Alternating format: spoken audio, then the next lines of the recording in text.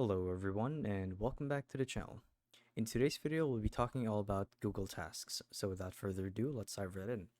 So Google Tasks is actually a Google extension that they moved over to Google Calendar.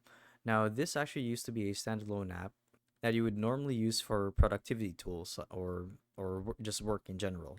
Now, this is only true for the web browser version of Google Tasks. However, if you were to get it on your mobile phone, you still could. And to actually do so is pretty straightforward. I do have another tab open here. You can still download this standalone app on your phone by visiting the Play Store, the Google Play Store.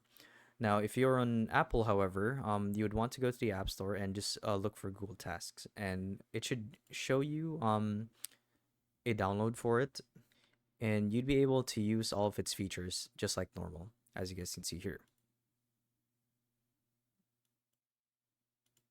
Okay, so that's pretty cool.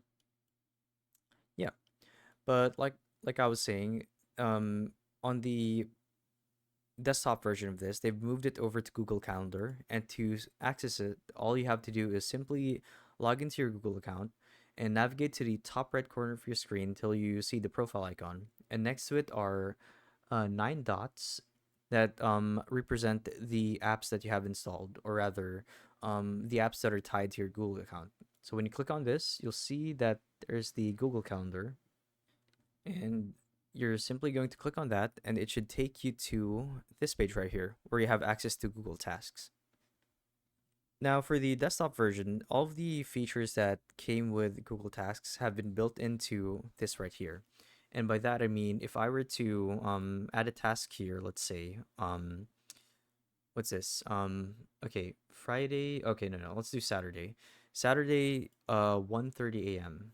Is this? Okay, 1 a.m. to 2 a.m. Let's say, QA deliverables, for example. Now, the way that you add a task to this is to simply click on this little tab right here, and here you actually get to add a description as well as a couple of options like code dependencies, or whether it'll be a recurring task or not. So to actually set it as a recurring task would be to have this task repeat every Saturday at 1 a.m. to 2 a.m. But we're not going to do that, as this is just a demonstration.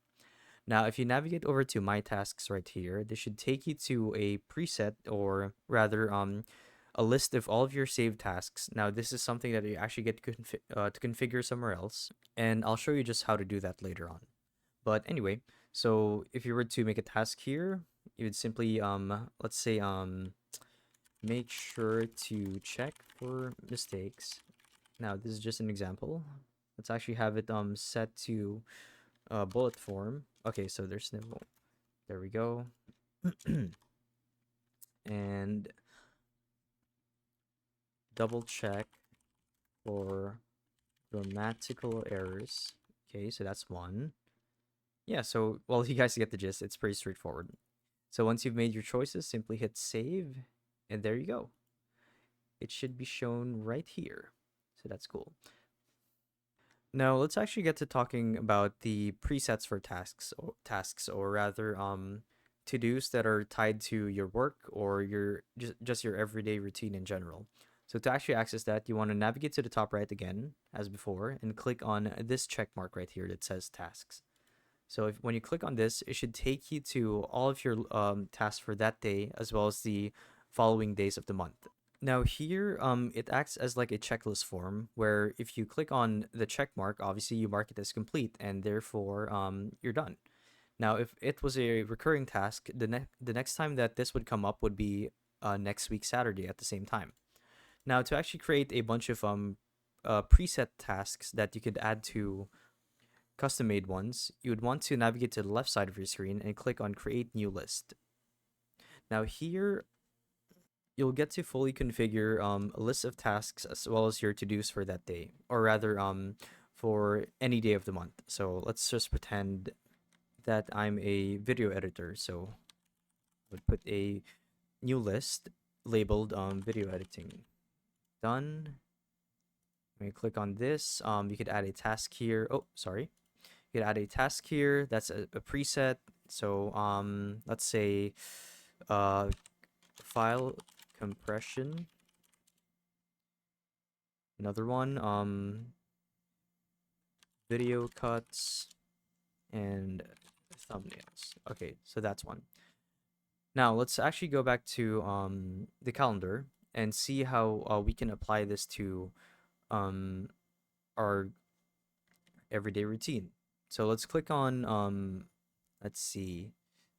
Let's click on Saturday. Okay, Saturday again. Actually, you know what? Let's go to the next couple of days. And to do so, you'd want to click on these arrow keys right here. And okay, let's assign a task for ourselves on Monday at 8 p.m. Oh no, rather 8 a.m. Okay, so 8 a.m. to 9 a.m. Now here you get to actually configure a bunch of tasks. So video editing will so setting this to video editing will actually add this manual task to that list right there. So let's say that we want to add subtitles for this one. So let's add a title, add subtitles. So it would normally get saved in this selected list right here. And if you go back to Google Tasks, you'll see that it's listed right here. There you go, subtitles. And if we were to, let's say that it was Monday and we finished this. So yeah, that's Google Tasks in a nutshell and how to actually use it. So if you guys found this video helpful and this guide worked for you guys, be sure to let us know down in the comment section below. And if you guys want to see more videos like these, we do have a YouTube channel where we upload guides like these daily. So if you want to show your support to that, you can do so by subscribing, liking the video, and make sure that the bell notification is turned on. So with all of that said, thank you all for watching, and we'll see you guys in the next one. Bye-bye.